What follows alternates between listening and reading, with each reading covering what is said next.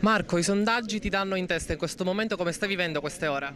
Ma è una grande emozione, soprattutto perché c'è un risultato straordinario che sta dando la città, è un risultato straordinario per un lavoro che abbiamo fatto in questi anni, e la città ha dimostrato ancora una volta di essere più avanti dei partiti politici, dei parlamentari, dei deputati. Cioè, questa città ha compreso il sacrificio che abbiamo fatto in questi anni, stando ogni giorno dalla parte della città, con tutte le difficoltà che ci sono state, perché abbiamo avuto anni difficilissimi, però abbiamo lavorato ogni giorno. Sono felice e voglio veramente ringraziare i miei concittadini per questo sostegno, perché è un risultato straordinario. Io non so se riusciremo ad arrivare a primo turno o no, ma comunque siamo sopra il 40-45% ed è già un risultato assolutamente straordinario. Forse ora mi dicono siamo al 48%, è un risultato straordinario, e io voglio veramente ringraziare i miei concittadini per questo grande gesto di saggezza, di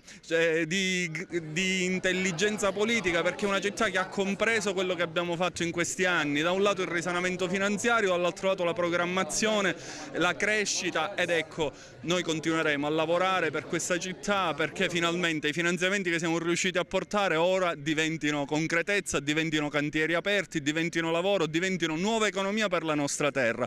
Un grazie veramente di cuore alla mia città.